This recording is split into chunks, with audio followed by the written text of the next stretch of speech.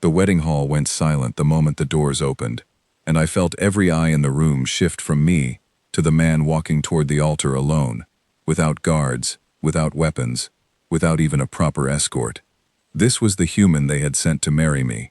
This was supposed to be the price my people paid for losing a war we never wanted to fight. My name is Valith, and on that day I was the ruling queen of the Ashari Dominion, a realm of 11 worlds that had just been humbled in a conflict so short and so strange that our historians still argue about what actually happened. One week, our battle fleets were advancing toward an unmarked human border. The next week, those same fleets were drifting silent in space, their crews unharmed but their engines dead, and a single message arrived on every command channel at once. It said only this: "Stand down, or we will stop asking." We stood down. The peace treaty that followed was generous in every way except one. Humanity did not want our resources. They did not want our territory. They did not even want tribute. They wanted a marriage, a symbolic joining of my throne to their people, sealed through their chosen representative. My advisors called it an insult disguised as mercy. I called it a humiliation I had no choice but to accept. So I stood at that altar, dressed in the ceremonial silver of Ashari royalty, bracing myself to meet the conqueror they would send. I expected a soldier with cold eyes and a colder smile. I expected someone who would look at me the way a hunter looks at a trophy already mounted on the wall. Instead, I got Ethan Cole. He was tall, but not imposingly so. His shoulders were broad but not built like the war machines my people had seen in old records of human ships tearing through our defenses. His hair was a plain brown, cut short and slightly uneven, as if he had trimmed it himself the night before. He wore a simple dark suit instead of any kind of uniform, and when he reached the altar, he did something no conqueror in the history of my people had ever done. He bowed to me first. Not a nod, not a formal tilt of the head reserved for equals, a full, respectful bow, the kind my own courtiers reserved for elders they truly admired. I did not know what to do with that. The ceremony itself was a blur of chanting priests and translated vows, but I remember the way his hand trembled slightly when he took mine, not from fear exactly, but from something softer, nervousness maybe, or simple unfamiliarity with a culture that was not his own. When the priest asked him to repeat the sacred words in our old tongue, he stumbled over 2 syllables and then, red-faced, apologized to the entire hall before trying again. My court exchanged glances. I heard someone behind me stifle a laugh. This was the terror of the galaxy.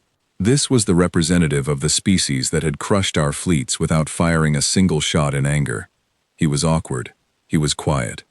He looked, more than anything, like a man who wished he were somewhere else, doing something far less complicated with his life. After the ceremony, I was escorted to my private chambers to change out of the ceremonial robes, and my closest advisor, an older Ashari woman named Corvessa, who had served my mother before me, followed close behind, her expression tight with barely restrained disbelief. "That is what they sent us," she said, not really a question. "That is what they sent us," I confirmed. He apologized, to a room full of nobles who despise him. He apologized for making a small mistake in a language he has clearly never spoken before in his life. I noticed. "Your Majesty, forgive me, but I expected someone who could at least stand up straight without looking as though the weight of the room was crushing him." I did not answer her directly, because in truth, I had expected the same thing, and I did not yet have the words to explain why his behavior unsettled me more than confidence would have. A confident conqueror I could have understood. I could have hated him cleanly, without complication. But this soft-spoken, apologetic man left me with nothing to grab onto. No clear enemy to resent, only a strange and uncomfortable curiosity. That evening, my new husband was given quarters adjoining my own, a diplomatic arrangement more than a personal one, since neither of us had asked for intimacy so soon after meeting. I found him in the small sitting room between our chambers, standing awkwardly near the window, looking out over the city lights of the Ashari capital, as though he had never seen anything like it before. "You do not have to stand," I told him, more out of habit than warmth. "This is your home now, as much as it is mine." He turned, and for a moment I saw something flicker across his face, something that looked almost like guilt.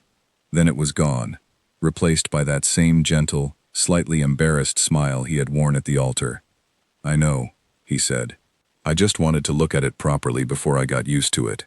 Where I come from, we do not build cities that climb this high into the sky. It is beautiful." I studied him carefully, searching for the sarcasm or hidden calculation I was certain must be there. "I found none." His admiration seemed entirely genuine, the simple wonder of a traveler seeing something new for the first time, not the assessment of a conqueror surveying territory he now controlled. "You do not seem like a man who won a war," I said, testing him. "I did not win anything," he replied quietly. "Nobody wins a war, not really. Some people just lose less than others. I am sorry it came to that between our people. I truly am." The sincerity in his voice caught me off guard, and for the first time since the treaty had been announced, I felt a small crack form in the wall of resentment I had built around myself. I did not trust it. I did not trust him. But I found myself, against my better judgment, wanting to understand him. Over the following days, I watched him carefully, the way a scientist watches an experiment whose outcome she cannot predict. He asked the palace staff their names, and remembered every one of them within a single conversation. He learned to eat with the traditional Ashari utensils instead of requesting human alternatives, fumbling through his first few meals with such genuine embarrassment that even the kitchen staff, who had every reason to resent him, began to warm to his presence. He spent an entire afternoon in the palace gardens helping one of the younger groundskeepers repair an irrigation channel, getting dirt under his fingernails like a common laborer, instead of summoning someone else to do it for him. Corvessa reported these observations to me with a kind of baffled suspicion, as though she expected each act of humility to be a mask concealing some hidden agenda. I found myself defending him without quite meaning to. "Perhaps he is simply a kind man," I said one evening, as we reviewed the day's reports together. "Kind men do not command fleets that erase armadas without losing a single ship," Corvessa replied. "Kind men are not chosen to represent an empire that could have taken this entire dominion by force, and chose diplomacy instead, only because it was more efficient. There is something we are not seeing, Your Majesty.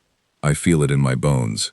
I dismissed her concern at the time, though a small part of me could not fully silence the same instinct. There was something about Ethan that did not add up, a mismatch between the man I saw every day and the reputation that had preceded his arrival. But the longer I spent in his company, the easier it became to set that instinct aside, because the version of him I actually knew was so consistently, almost stubbornly gentle. He asked me questions about my people's history, not the strategic kind a conqueror might ask to better understand a conquered population, but the curious kind a genuine student might ask a respected teacher. He wanted to know about our art, our music, the old stories my grandmother used to tell me before she passed. When I described the ancient Ashari custom of planting a tree for every child born into the royal line, he asked if he could help plant one for our own union, and when the ceremony took place a week later, he dug the hole himself instead of allowing the gardeners to do it, sweat on his brow, dirt on his hands, laughing softly at his own clumsiness with the tools. It was such a small, human moment, and yet it stayed with me long after the tree was planted. I began to find myself looking forward to our evenings together, when we would sit in that small sitting room and talk about nothing important at all, about the shape of the clouds over the capital, or the strange taste of Ashari fruit compared to whatever similar things existed on his homeworld. He never spoke about his life before arriving here in any real detail, always deflecting with a self-deprecating joke or a quick change of subject. And I told myself this was simply modesty, the natural reticence of a private man who did not want to boast about accomplishments I might find intimidating. There were moments, though, small and easy to dismiss individually, that I filed away without fully understanding why they troubled me. Once, during a formal council meeting, a trade dispute grew heated between two of my regional governors, voices rising, tempers flaring in a way that occasionally happened in Ashari politics. Ethan sat quietly at the edge of the room, as he usually did during council sessions, saying nothing, offering no opinion unless directly asked. But I noticed, in that brief moment of rising tension, the way his posture shifted, so subtly that I doubted anyone else caught it. His shoulders squared, his breathing slowed, his eyes, usually soft and attentive, sharpened into something unreadable, tracking the movement of both governors with a stillness that felt entirely out of place for a man who had spent the morning helping the palace children build a small wooden boat to sail in the garden pond. The moment passed as quickly as it came. The dispute settled itself without incident. The governors reached a compromise, and Ethan's posture relaxed back into its usual gentle slouch, his attention returning to the papers in his lap, as though nothing had happened at all. I told myself I had imagined it, a trick of the light, a projection of Corvessa's lingering suspicion onto a man who had given me no real reason to doubt him. But I did not forget it. Weeks passed in this quiet rhythm, and slowly, carefully, I found myself lowering the guard I had raised on our wedding day.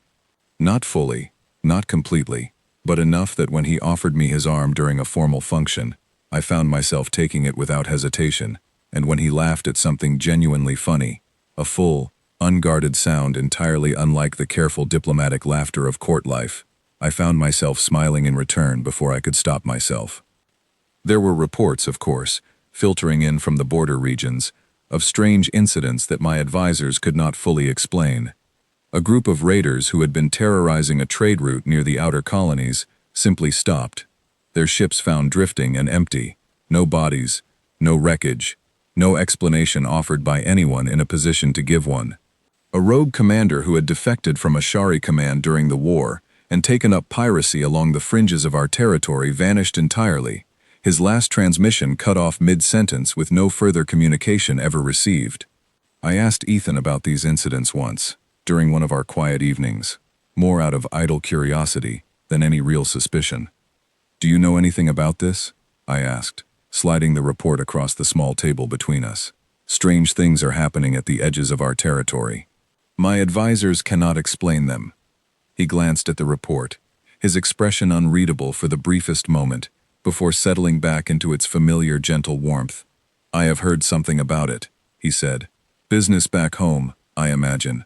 There are things happening beyond our borders that even I am not fully briefed on. I am sorry I cannot be more helpful." It was such a mundane, forgettable answer that I accepted it without further thought, filing the report away and returning to the far more pleasant task of enjoying the rest of our evening together. I had no reason yet to doubt him. I had no reason to suspect that the humble man sharing my table, laughing softly at his own clumsy attempts to master Ashari customs, was anything other than exactly what he appeared to be. I would learn otherwise soon enough. But on that quiet evening, with the city lights glittering beyond the window and his hand resting gently near mine on the table, I believed, truly and completely, that I had married a humble man, and nothing more. I had no idea how wrong I was. 3 months into our marriage, I had stopped counting the days the way I once did, marking them off like a sentence to be endured. Somewhere between the garden tree planting and the quiet evening conversations, my marriage to Ethan Cole had stopped feeling like a punishment, and started feeling like something else entirely, something I did not yet have a proper word for. Palace life settled into a rhythm that surprised everyone, myself included. Ethan attended council sessions with quiet attentiveness, rarely speaking unless directly asked, and even then, offering opinions so measured and so carefully considered that even Corvessa, who trusted him least of all my advisors, began to grudgingly respect his judgment. He spent his mornings walking the palace grounds, greeting staff by name, and his afternoons in the small library wing, working his way through translated volumes of Ashari history with the dedication of a true scholar, rather than the passing curiosity of a foreign dignitary killing time. The younger nobles of the court, children of my regional governors sent to the capital for their education, adored him almost immediately. He built them small wooden toys in his spare time, carved with careful hands from scrap timber the palace carpenters no longer needed. He taught them simple human games, involving nothing more than a ball and a patch of open grass, and I would often find myself watching from the palace balcony as he ran across the lawn with a dozen children chasing after him, laughing in a way that seemed to erase every year of formality that court life had carved into him. It was during one of these afternoons that I truly began to understand how deeply he had woven himself into the fabric of my household. One of the youngest children, a girl no older than 6 named Wren, the daughter of a minor noble family from the southern provinces, had fallen, while running, and scraped her knee badly enough to draw tears. Before any of the palace attendants could reach her, Ethan was already kneeling beside her, speaking in a low, soothing voice, examining the wound with hands that moved with surprising gentleness and surprising precision. He cleaned the scrape with water from a nearby fountain, wrapped it with a strip of cloth torn from his own sleeve, and stayed beside her until her tears stopped and her attention wandered back to the game. I mentioned this to Corvessa later that evening, expecting her usual skepticism, but even she seemed momentarily disarmed. "He handled that wound like someone with real medical training," she admitted. "Not the fumbling first aid of a diplomat who once read a manual. That was practiced, precise." "Perhaps humans simply learn such things as children," I suggested. "Perhaps," she said, though her tone suggested she did not believe it, and neither, if I was honest with myself, did I entirely. These small inconsistencies continued to accumulate, quiet threads that did not yet form a pattern I could name, but which I noticed all the same. He moved through the palace with an awareness that seemed almost unconscious, always positioning himself with a clear line of sight to entrances and exits, always subtly aware of who entered a room, even when his attention appeared to be elsewhere. Once during a formal dinner, a servant carrying a heavy tray stumbled near our table, and before the tray had even begun to fall, Ethan's hand shot out and caught it cleanly, stabilizing it without spilling a single dish. His reaction faster than anything I had ever witnessed from anyone in my court, faster than should have been possible for a man who spent his mornings gently helping children build wooden boats. He laughed it off immediately, making a joke about years of clumsy dinners forcing him to develop quick reflexes, and the moment passed without further comment from anyone else at the table. But I found myself watching him more closely after that, cataloging these small, strange contradictions the way Corvessa had been doing from the very beginning, though I still could not bring myself to voice my growing unease, not even to myself. Word continued to arrive from the border regions, and the strange pattern I had first noticed months earlier only grew more pronounced. A smuggling operation that had evaded Ashari patrols for over a decade was suddenly and completely dismantled overnight, its entire network of hidden bases discovered and neutralized in a single coordinated action that our own military intelligence could not explain or take credit for. A hostile faction that had been quietly gathering strength along our disputed border with a neighboring system simply disappeared from all surveillance. Their fortified positions found abandoned, equipment intact but personnel entirely absent, as though they had simply walked away from everything they had built. Each time these reports crossed my desk, I found myself glancing toward Ethan, with a question forming on my lips, and each time, before I could ask it, he would offer some gentle, mundane explanation, business back home, matters beyond his clearance, things he genuinely did not know the details of. His explanations were plausible enough individually, but taken together, they began to form a pattern I could not ignore, no matter how much I wanted to. One evening, as autumn settled over the capital, and the palace gardens began to shift into their seasonal colors, I decided to test him more directly. We were sitting together in our usual spot, a small table near the window overlooking the city, and I had brought with me a more detailed report than usual, one Corvessa had specifically flagged as unusual. "There was a battle," I said, watching his face carefully as I spoke. "3 days ago, along the edge of our territory, a hostile fleet, larger than anything we have seen since the war, attempted to breach our border defenses. Our own patrol ships were too far to respond in time. And yet the fleet was destroyed, completely, without a single Ashari casualty, without any record of what destroyed it. Our sensors detected a single vessel entering and leaving the area, moving faster than anything in our own fleet catalog. Do you know anything about this?" For a long moment, Ethan said nothing, his expression carefully neutral, and I watched something shift behind his eyes, a flicker of calculation that vanished as quickly as it appeared, replaced once again by that familiar gentle uncertainty. "I have heard rumors of something like that," he said finally, his voice measured. "I cannot say more than that. There are things happening that are simply not mine to discuss, even with you. I know that must be frustrating to hear." "It is," I admitted, setting the report aside. "I am the queen of this dominion, Ethan. I am owed answers about threats to my own territory." "You are owed answers," he agreed, reaching across the table to take my hand in his grip warm and steady despite the tension in the conversation. "And I promise you, if the day comes when I can give them to you, I will. But right now, I am asking you to trust me a little longer. I know that is a great deal to ask of someone who barely knows me." I studied his face for a long moment, searching for deception, and finding only what appeared to be genuine, quiet regret. Whatever he was hiding, it did not feel like the calculated concealment of a man plotting against me. It felt, strangely, like a burden he carried alone, and did not wish to place on my shoulders as well. "I do know you," I said finally, surprising myself with the certainty in my own voice. "Perhaps not everything about you, but I know the man who plants trees with his own hands, and teaches children games in the garden, and apologizes when he steps on my dress during formal dances. That man I trust." Something in his expression softened at that, a warmth that reached his eyes in a way that felt entirely unguarded, and for a moment, I saw not the mysterious envoy my advisors worried over, but simply the man I had grown, against every expectation I had walked into this marriage with, to genuinely care for. "Thank you," he said quietly. "That means more to me than you know." We did not speak further of the border incidents that evening, and I allowed myself to set my questions aside, choosing instead to enjoy the quiet comfort of his company as the sun set over the capital. But later that night, alone in my own chambers, I found myself standing at the window, looking out over the same city he had admired on our very first evening together, and I could not shake the growing certainty that the man I had married was not entirely who he appeared to be. The thought did not frighten me as much as I expected it to. If anything, it deepened a curiosity I had been carrying for months, a quiet need to understand the full shape of the man behind the gentle smile and the careful humility.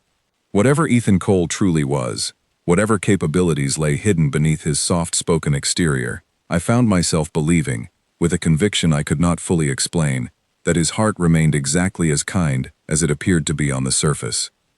I would soon learn that kindness and danger were not opposites at all, but two sides of the very same coin, and that the man I had married carried both within him in equal measure.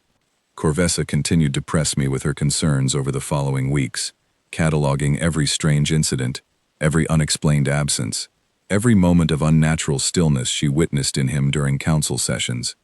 I listened to her reports with growing attentiveness, no longer dismissing them as easily as I once had, though I still refused to believe they pointed toward anything sinister. "He disappears sometimes," she told me one afternoon, as we walked together through the palace gardens. "For hours at a time. His attendants say he retreats to his private study and asks not to be disturbed. When he returns, he is tired in a way that sleep alone would not explain. Perhaps he is simply dealing with matters from his homeworld," I suggested. "He has never fully explained what his responsibilities are there, beyond his role as ambassador. And that does not concern you?"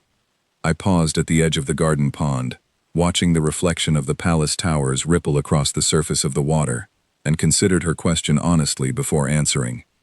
"It concerns me," I admitted, "but not in the way you think it should. I am not afraid of him, Corvessa. I have never once felt afraid in his presence, not even for a moment. Whatever he is hiding, I do not believe it is meant to harm me, or this dominion." "And if you are wrong?" I did not have an answer for that. Not then. I only knew, with a certainty that defied logical explanation, that the gentle man who had planted a tree beside me and bandaged a child's scraped knee with practiced, careful hands was not capable of the cruelty Corvessa seemed to fear from him. Whatever secrets he carried, I believed, in the deepest part of myself, that they were secrets born of protection rather than malice. I did not yet understand how close that instinct would come to being tested in ways I could never have prepared for.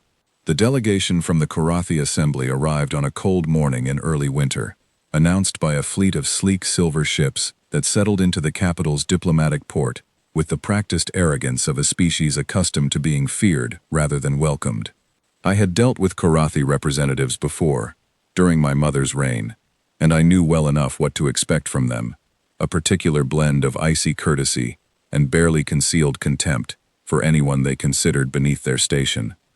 The Korathi were an old species, older than my own by several thousand years, and their long history of unbroken dominance over their own region of space had bred into them a deeply ingrained sense of superiority that few outsiders ever managed to shake loose.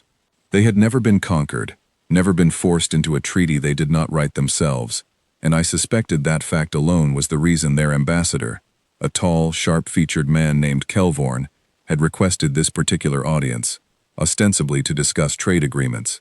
But truly, I suspected, to assess the human presence that had so quietly reshaped the balance of power in our region of the galaxy. I received the delegation in the Grand Hall, seated on my throne with Ethan beside me on a smaller seat reserved for consorts, a position of honor that nonetheless placed him visibly beneath me in the formal hierarchy of the court. Kelvorn entered with the same measured arrogance I remembered from previous encounters, his attendants trailing behind him in perfectly synchronized formation, and I watched his sharp eyes sweep across the hall, cataloging every detail before finally settling on Ethan with unmistakable curiosity. The trade discussions proceeded as expected, careful and formal, both sides negotiating advantages with the practiced patience of experienced diplomats. Ethan remained quiet throughout, as he usually did during these formal proceedings, offering nothing beyond the occasional polite nod, and I could see Kelvorn's curiosity slowly curdling into something closer to dismissal, the same dismissal I had felt myself on our wedding day, before I understood the man sitting beside me. It was during the closing remarks of the audience, as the formal business concluded and the atmosphere relaxed into the looser courtesies that typically followed such meetings, that Kelvorn made his mistake. "I must say," he said, his voice carrying easily across the hall, pitched deliberately for maximum audience, "I had expected humanity to send someone more befitting the reputation that precedes them. Forgive my bluntness, Your Majesty, but this is the great terror of the galaxy? A quiet man who sits silently through an entire negotiation and offers nothing of value." The hall fell into an uncomfortable silence, and I felt my own temper flare hot beneath my composed exterior, a familiar protective instinct rising in my chest before I could fully examine where it came from. Several of my own advisors shifted uncomfortably, unsure whether to intervene on behalf of a man they themselves had once mocked in exactly the same way. Ethan, for his part, simply smiled, the same gentle, self-deprecating smile I had grown so familiar with over the past months. "I understand the confusion," he said, his voice calm and pleasant, carrying none of the defensiveness one might expect. "I am not much of a negotiator, and I have never claimed to be. I am simply here to support my wife and her people as best I can. If that disappoints you, I apologize for the misunderstanding." It was, on the surface, exactly the kind of humble deflection I had come to expect from him, and under normal circumstances, the moment would have passed without further incident, the conversation moving on to other, less pointed topics. But Kelvorn, emboldened by what he clearly perceived as weakness, pressed further, a thin, cruel smile spreading across his sharp features. "No misunderstanding at all," he said. "I simply find it fascinating that a species capable of the destruction we have all heard whispered about in the shadows of border conflicts would choose to represent themselves through someone so entirely unremarkable. Perhaps the stories have been exaggerated. Perhaps humanity is not the threat certain frightened worlds have made them out to be. The insult was deliberate, calculated, meant to provoke a reaction, and for a fraction of a second, something happened that I would spend the following months trying to fully understand." Ethan's smile did not fade. His posture did not change. His voice, when he finally responded, remained just as gentle and unassuming as it had been throughout the entire exchange. "Perhaps you are right," he said simply. But his eyes, for one single suspended heartbeat, his eyes were not the warm, gentle eyes I had grown to know over months of quiet evenings and garden walks. They were something else entirely, cold and utterly still, the eyes of something ancient and patient, assessing a threat and deciding, with terrible calm, whether that threat was worth the effort of acknowledging at all. It was not anger, it was not even irritation, it was something far more unsettling than either, a kind of profound and total indifference to the possibility of consequence, as though the very concept of Kelvorn posing any genuine threat to him was simply too absurd to register as a real consideration. The moment passed as quickly as it had come, so quickly that I almost convinced myself I had imagined it entirely, and Ethan's expression settled back into its familiar warmth, his gentle smile returning as though nothing had happened at all. Kelvorn, apparently satisfied with what he perceived as a victory, moved on to other topics, and the remainder of the audience proceeded without further incident. But I could not stop thinking about that single moment, that flash of something ancient and unknowable, behind eyes I had once believed I understood completely. That night, as I lay awake in my private chambers, I found myself replaying the exchange over and over, searching for some rational explanation that would allow me to dismiss what I had seen, and finding none that satisfied me. I mentioned it to Corvessa the following morning, and for the first time since my marriage began, I saw genuine fear cross her weathered features, rather than mere suspicion. "I have seen that look before," she said quietly, after a long silence. "Not from him. From predators, on the hunting grounds of my homeworld, in the moment before they decide whether their prey is worth the energy of the chase. It is not a look a gentleman wears, Your Majesty, no matter how kind his daily behavior might otherwise suggest." "Perhaps I imagined it," I said, though I did not truly believe my own words. "Perhaps," Corvessa agreed, though her tone made clear she believed nothing of the sort. "Or perhaps the gentleness we have grown so fond of is simply a mask worn over something far older and far more dangerous than either of us has been willing to consider. I do not say this to frighten you, Your Majesty. I say this because I fear that whatever is beneath that mask may one day be forced into the open, and I would rather we were prepared for that moment than caught entirely unaware." I did not sleep well in the nights that followed, my mind circling endlessly around that single frozen heartbeat of cold, ancient stillness behind eyes I had grown to love. I watched Ethan more closely after that, searching for further glimpses of whatever lay beneath his carefully maintained humility, and though I found none as stark as that moment in the grand hall, I began to notice smaller things I had previously overlooked or dismissed. The way he positioned himself in every room, always with a clear line of sight to every exit. The way his attention sharpened, almost imperceptibly, whenever unfamiliar visitors entered the palace grounds. The strange, practiced precision in his movements during the rare occasions when physical danger, however minor, presented itself. The caught tray, the calm, steady hands that had bandaged a child's scraped knee with the confidence of someone who had done far more serious work, with far higher stakes. I began to understand, slowly and with a growing sense of unease, that the humble man I had married was not humble by nature, but by choice, a deliberate and carefully maintained performance, layered over something far more formidable underneath.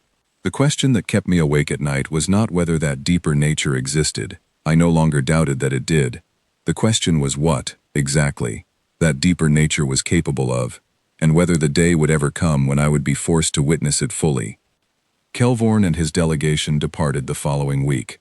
Their trade negotiations concluded with terms slightly less favorable to the Ashari Dominion than I would have preferred, a small consequence, I suspected, of the tension that had settled over the remainder of their visit, following the incident in the Grand Hall. I did not mention the exchange to Ethan directly, unwilling to confront him about something I could not fully articulate even to myself, but I noticed, in the days that followed, a certain quiet watchfulness in his own behavior toward me, as though he too had noticed my growing awareness and was uncertain how to address it.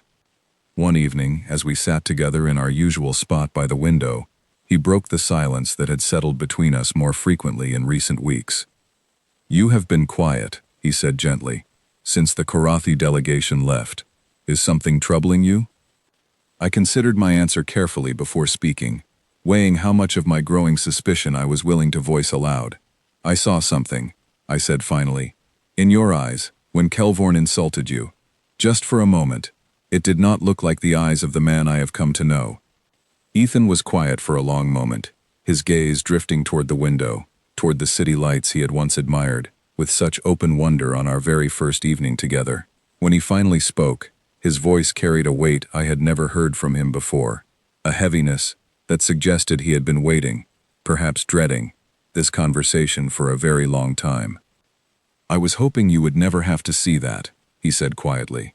"I was hoping I could keep that part of myself separate from the life we have built together here. I am sorry that hope was not realistic." "What is it?"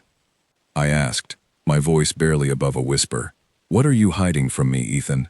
He turned to face me fully, his expression unreadable, and for a long moment, I thought he might finally offer me the truth I had been searching for since our very first evening together.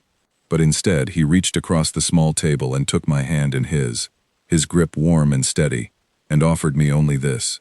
"Something is coming," he said quietly. "Something I have been watching for months, hoping it would pass us by. I do not think it will. When it arrives, You will have your answers. All of them. I promise you that. But I need you to trust me a little longer, and I need you to know that whatever you see, whatever you learn about who I truly am, my feelings for you have never once been part of the mask. I did not sleep at all that night, his words circling endlessly through my mind. A promise and a warning intertwined so tightly, I could not separate one from the other. I did not yet know how soon that promise would be tested, or how completely my understanding of the humble man I had married was about to be shattered beyond any possibility of repair.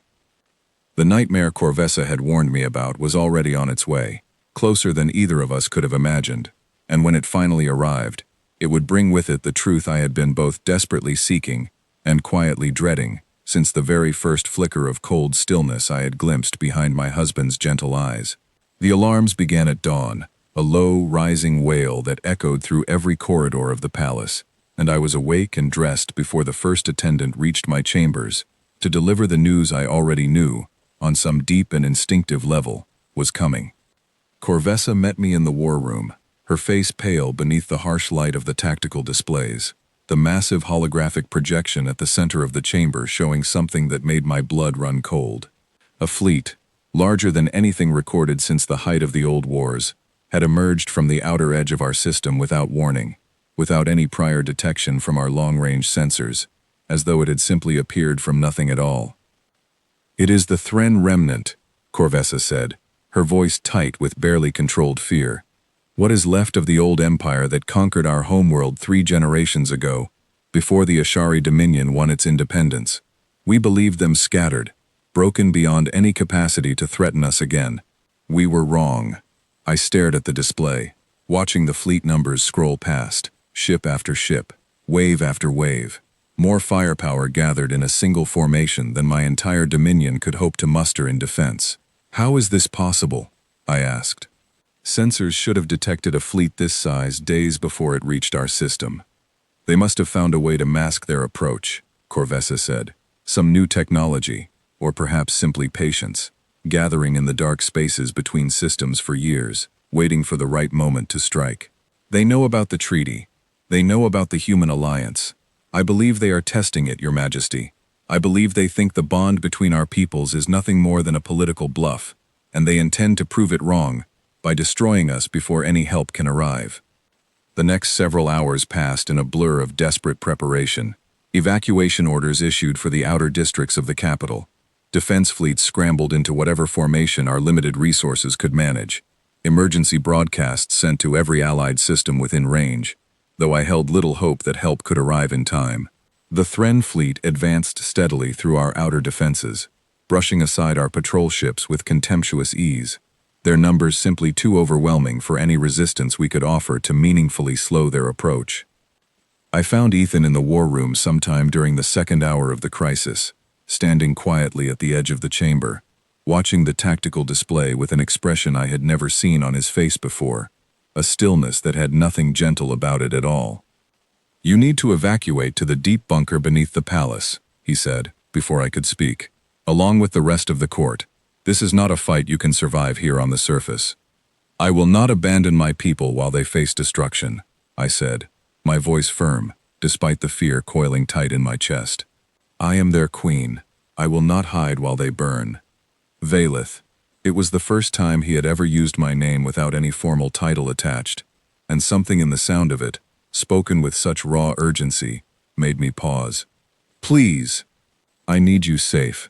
I cannot focus on what needs to happen next if I am worried about your safety at the same time."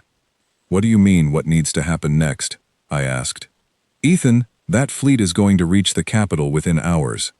Our defenses cannot hold against numbers like that. What exactly do you think you can do?" He did not answer immediately, his gaze drifting back toward the tactical display, toward the overwhelming mass of enemy ships advancing steadily through our outer defenses. When he finally spoke, his voice carried a calm certainty that felt entirely at odds with the desperate chaos unfolding around us. "I need you to trust me," he said, "the way you promised you would, back when I asked you to. That time has come. Please, go to the bunker. Let me handle what comes next." I refused. I could not explain, even to myself, why I felt such a desperate need to remain in that war room rather than retreat to the safety of the deep bunker. But something in me, some instinct I did not fully understand, told me that whatever was about to happen, I needed to witness it with my own eyes. Ethan did not argue further, though I saw a flash of something that might have been fear cross his features, quickly suppressed beneath his familiar careful composure. "Stay behind the command shielding then," he said finally. "Please, promise me that much." I promised, and he turned and left the war room without another word, moving with a purpose and a certainty I had never witnessed from him before, every trace of the gentle, awkward diplomat I had married entirely absent from his stride. The Thren fleet reached the edge of our capital system within the hour, their massive warships filling the tactical display with a density that made the surrounding chamber fall into a heavy, terrified silence. Our own defense fleet, badly outnumbered and outgunned, formed a desperate final line between the enemy and the capital itself, and I watched, my heart pounding, as the first exchanges of fire began. Brilliant flashes of destructive light scattered across the holographic display like a terrible constellation. Our ships fell quickly, overwhelmed by the sheer scale of the enemy assault, and I felt a cold, hollow despair settling into my chest as I watched formation after formation collapse under the weight of the Thren advance. Corvessa gripped my arm tightly, her own composure fraying at the edges as the enemy fleet pushed steadily closer to the capital, close enough now that their approach would soon be visible not just on our tactical displays, but in the sky above the city itself. "Your Majesty," one of the tactical officers called out, his voice tight with barely controlled panic. "We are detecting something. A single vessel, approaching from an unidentified vector. It does not match any signature in our database." The display shifted, zooming to show a small, unfamiliar contact moving toward the edge of the Thren formation at a speed that seemed to defy the physics governing every other ship in the chamber. It moved with an eerie, almost impossible grace, cutting through the space between systems in a fraction of the time our own sensors suggested should have been possible. "What is that?" Corvessa whispered. I did not answer, because somewhere deep in my chest, a growing certainty had begun to take root, a certainty I could not yet fully explain, but which filled me with a strange mixture of terror and something else entirely, something that felt almost like hope. The single vessel reached the edge of the Thren formation, and for one suspended moment, nothing happened at all, the entire war room falling into a breathless, waiting silence. Then the sky itself seemed to catch fire. I would spend the rest of my life trying to find adequate words for what happened next, and I do not believe I will ever fully succeed. The single vessel moved through the Thren formation with a speed and precision that defied every principle of warfare my people had ever understood, and in its wake, entire sections of the enemy fleet simply ceased to exist, not through the brute overwhelming force I might have expected, but through something far more surgical, far more terrifyingly precise. Ship after ship winked out of existence on our tactical display, and yet, impossibly, our own sensors detected no corresponding wreckage, no debris field, no destruction in the traditional sense at all. It was as though the enemy vessels were simply being removed from existence, plucked out of the battle with a precision that suggested not the chaos of warfare but the deliberate, careful work of something that had complete and total control over every variable in play. "It is disabling them," one of the tactical officers said, his voice hushed with disbelief. "Not destroying, disabling. Every ship it targets goes dark, engines and weapons offline, but the hull remains intact. I have never seen anything like this." I watched the display in stunned silence, my mind struggling to reconcile the overwhelming, almost casual power on display with the gentle, apologetic man who had spent that very morning, before the alarms sounded, helping the palace gardener repair a broken trellis in the eastern courtyard. The single vessel moved through the remaining Thren formation with the same terrible, precise grace, and within the span of perhaps 20 minutes, an armada that had, only hours earlier, seemed certain to overwhelm my entire dominion, had been reduced to a scattered field of disabled, drifting hulks, their crews alive but utterly powerless, stripped of any capacity to continue the assault. The remaining Thren ships, those that had not yet engaged the mysterious vessel, began a hasty, chaotic retreat, breaking formation entirely in what I could only interpret as pure, unfiltered terror. Whatever they had witnessed in those final moments before their retreat, it had clearly convinced them that continuing the assault was no longer a survivable option. The war room erupted into a strange mixture of relief and stunned disbelief, officers and advisors alike struggling to process what they had just witnessed. But I found myself unable to fully share in the growing celebration, my attention fixed entirely on the small, unidentified vessel now holding position at the center of the disabled Thren formation, its true identity still a complete mystery to everyone in the chamber, except, I suspected, myself. A communication request appeared on the main display, routing directly to the war room, and Corvessa looked to me for permission before accepting it, her expression caught somewhere between hope and lingering fear. "Accept it," I said, my voice steadier than I felt. The display shifted, and a voice filled the war room, calm and familiar, carrying none of the strain or exertion one might expect from someone who had just single-handedly dismantled an armada that had threatened to destroy an entire star system. "This is Fleet Admiral Cole," the voice said. "The threat has been neutralized, requesting permission to return to the surface." The entire war room fell into absolute stunned silence, every officer and advisor turning to look at me with expressions ranging from disbelief to something approaching genuine fear, and I stood there, staring at the tactical display, at the small, impossibly powerful vessel that had just saved my entire dominion from certain destruction, and felt the last remaining pieces of the humble man I thought I had married finally, completely, fall away. The nightmare the galaxy had apparently learned to fear had arrived, and it had arrived wearing the face of my husband. I watched from the war room as the mysterious vessel descended toward the capital, its approach far slower and more deliberate now than the terrifying speed it had displayed during the battle, as though even it understood the need for a gentler entrance after the devastation it had just delivered. The ship was smaller than I expected, sleek and unmarked, bearing none of the aggressive design language I associated with human military vessels from the brief records our own intelligence services had managed to gather over the years. It looked, if anything, almost understated, a quiet, purposeful shape that gave no outward indication of the power it clearly contained. Corvessa stood beside me, on the palace landing platform, along with a small contingent of guards and advisors, who had insisted on accompanying me, despite my assurances that no further danger remained. The entire capital had erupted into a strange, disbelieving celebration in the hours following the battle, citizens pouring into the streets to look up at a sky that, only that morning, had seemed certain to bring their destruction, and now instead carried only the quiet aftermath of a threat neutralized before it could ever truly arrive. The vessel settled onto the landing platform with a grace that felt entirely at odds with the destruction it had wrought only hours earlier, and a single figure emerged from the boarding ramp, walking toward us with a measured, steady stride. It was Ethan. He looked, on the surface, exactly as he had that morning, before the alarms sounded, before the sky filled with enemy ships and impossible violence. His clothing was different, a simple dark uniform I had never seen him wear before, unmarked by any insignia or rank, but his face carried the same familiar features I had grown to know so intimately over the past several months. And yet, as he approached, I could see, unmistakably now, the same cold, ancient stillness I had glimpsed only once before, during that single frozen heartbeat in the Grand Hall, no longer hidden beneath layers of careful humility, but fully present, fully visible, radiating from him with a quiet, contained intensity that made even Corvessa take an involuntary step backward.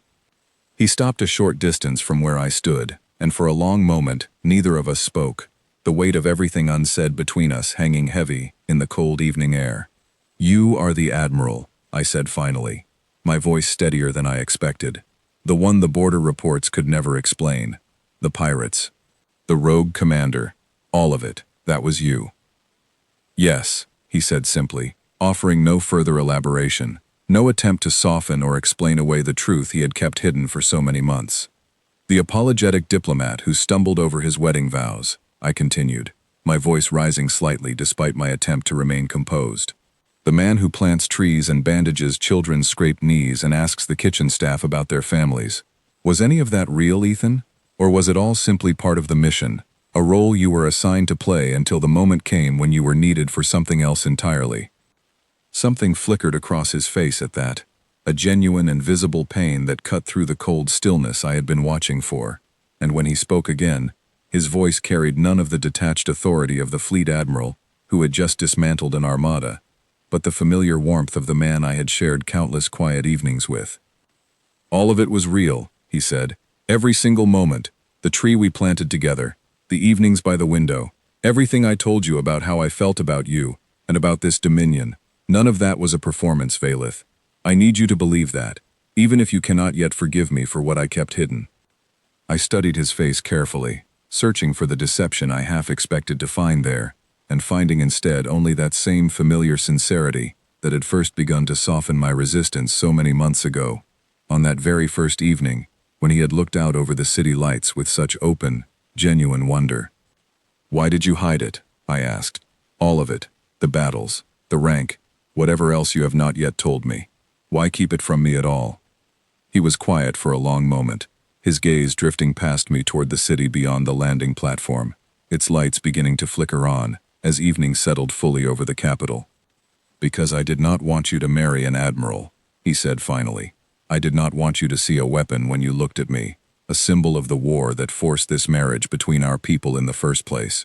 I wanted you to have the chance to know the rest of who I am first, without that shadow hanging over everything between us. Perhaps that was selfish of me.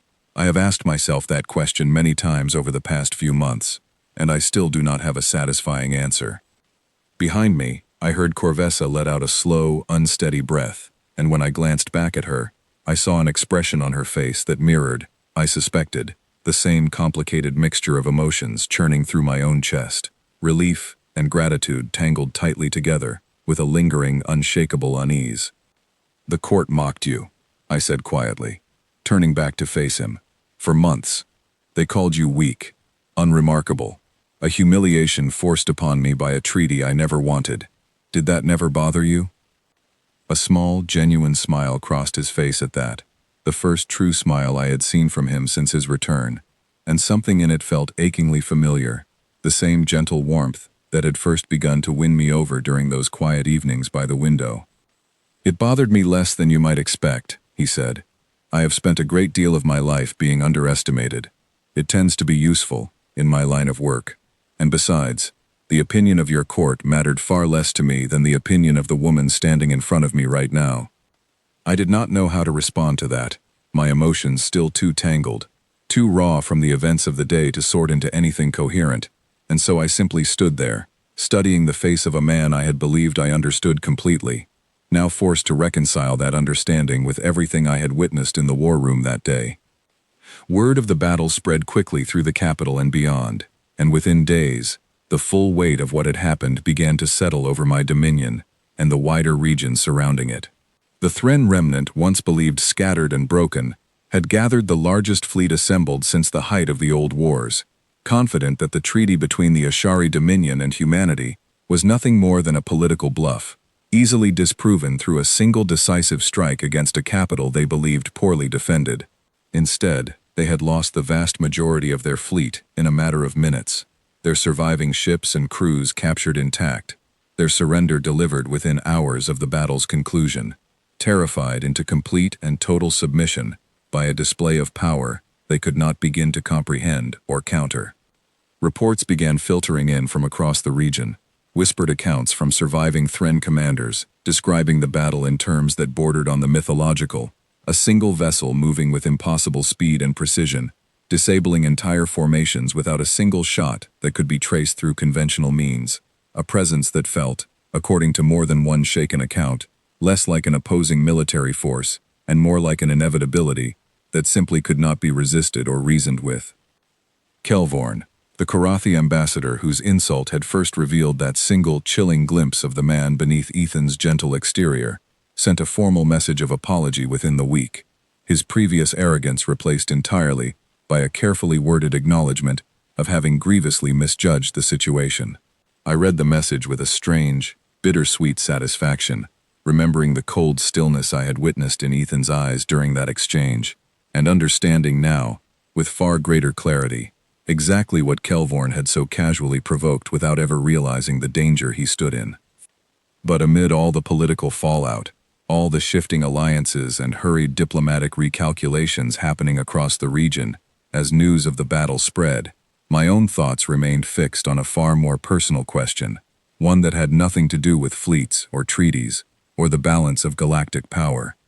Who, exactly, was the man I had married, once the mask of the humble diplomat had finally, completely fallen away?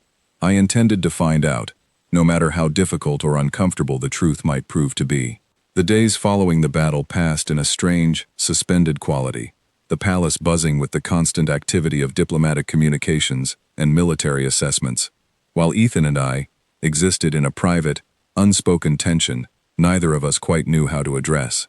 We shared our meals together as we always had, continued our quiet evenings by the window, and yet an entire dimension of conversation now hung unspoken between us, waiting for the right moment to finally emerge.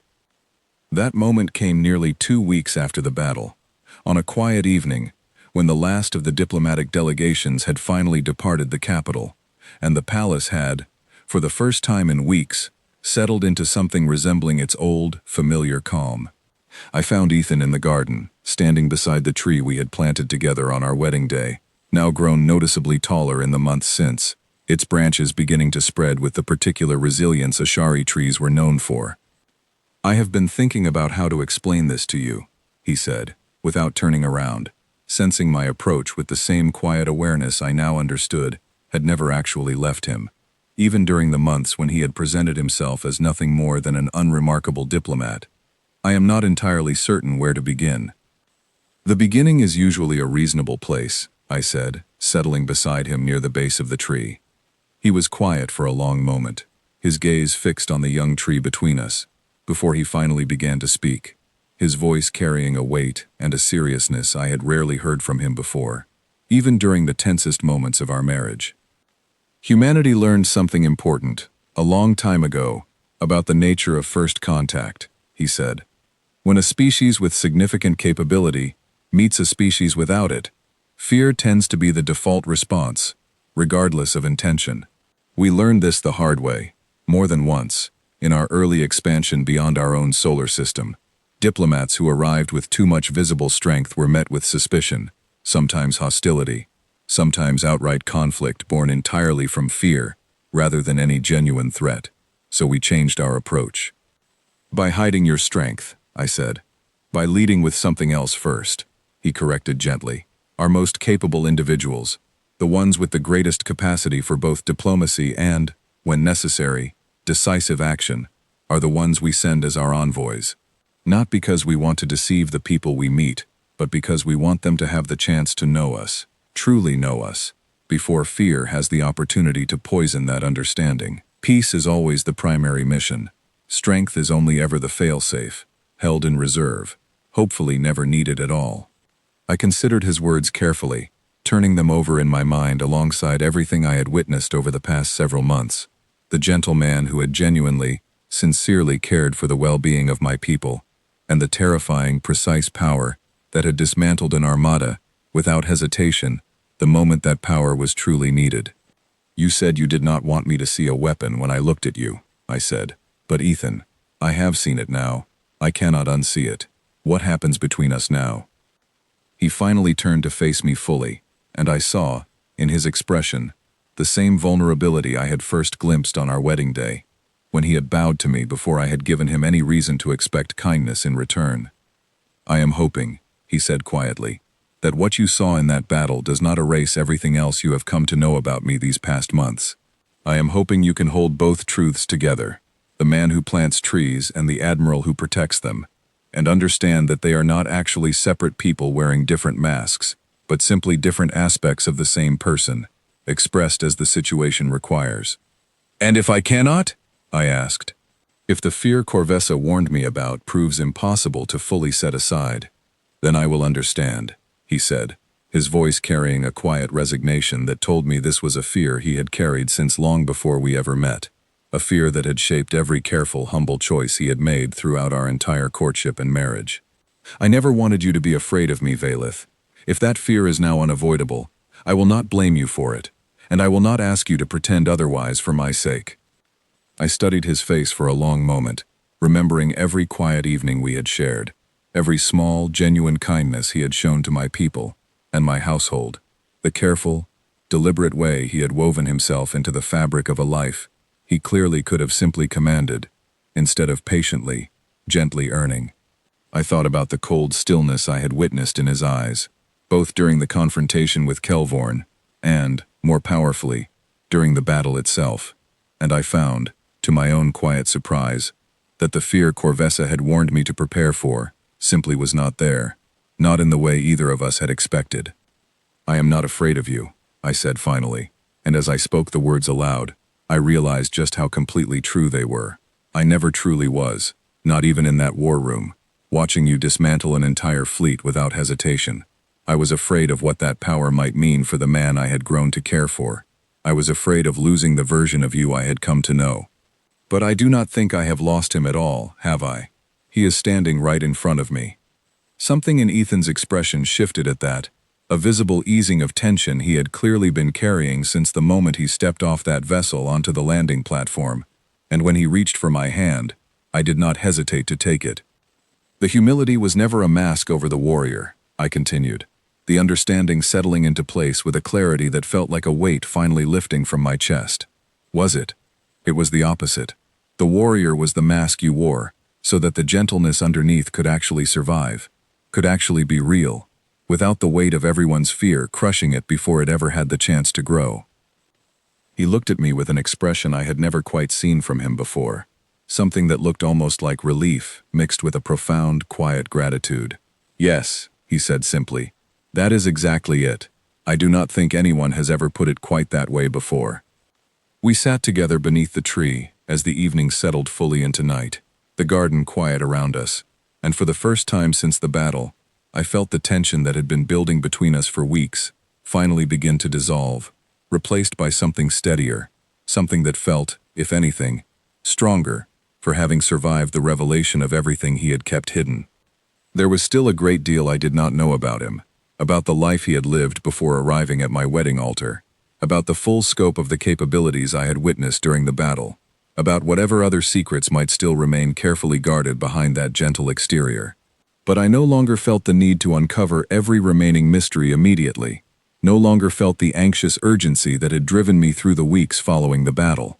I understood, now, the fundamental shape of the man I had married, and I found that understanding, even incomplete, was enough to rebuild the trust that had briefly wavered.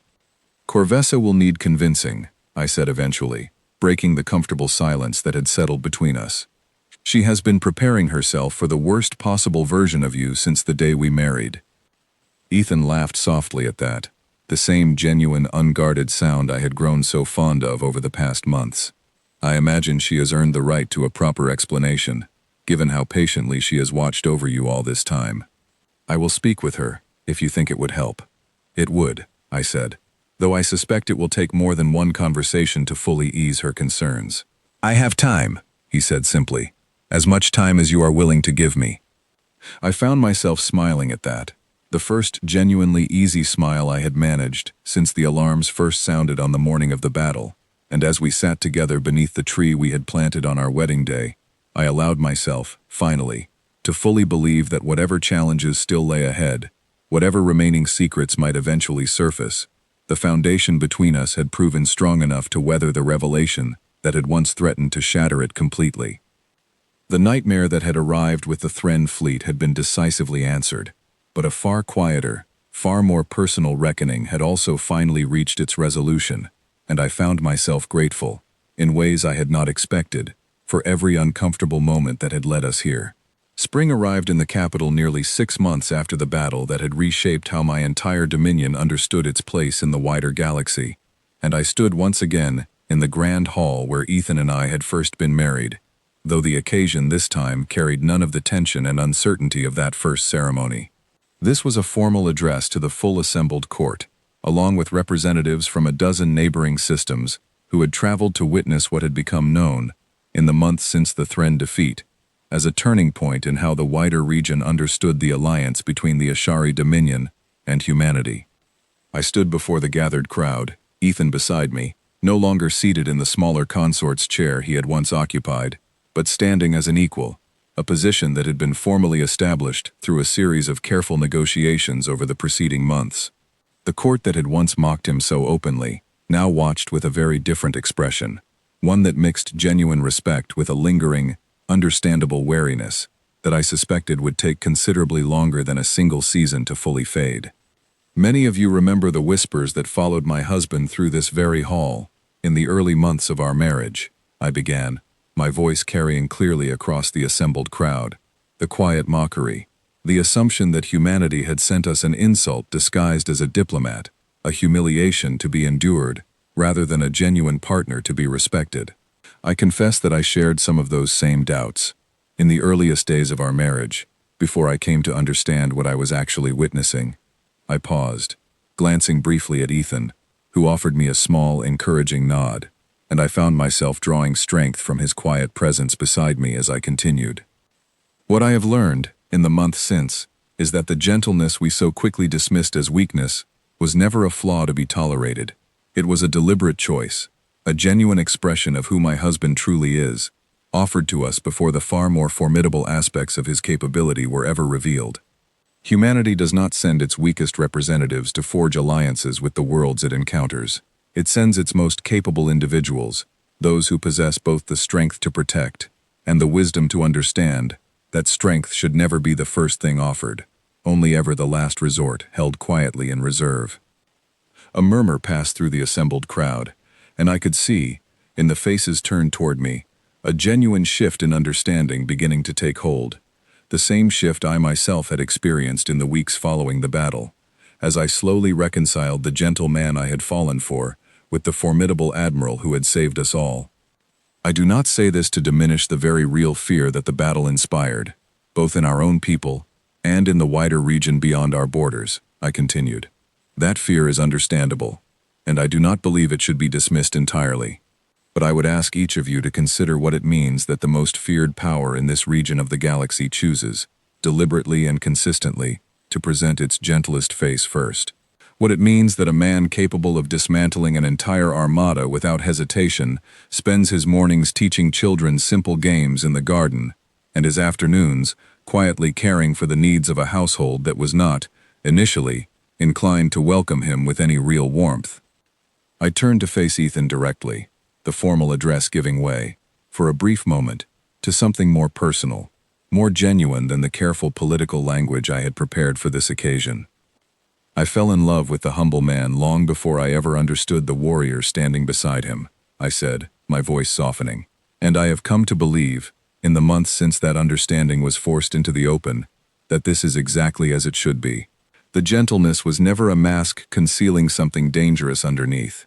The strength was the mask, worn carefully and deliberately, so that the gentleness underneath could survive long enough to be genuinely known and genuinely trusted, rather than feared before it ever had the chance to prove itself. The hall fell into a thoughtful silence following my words, and I could see, scattered throughout the crowd, expressions shifting from wariness toward something closer to genuine reconsideration, the beginning of a slow but real change in how my people understood the man who had once been dismissed so casually as an unremarkable diplomat.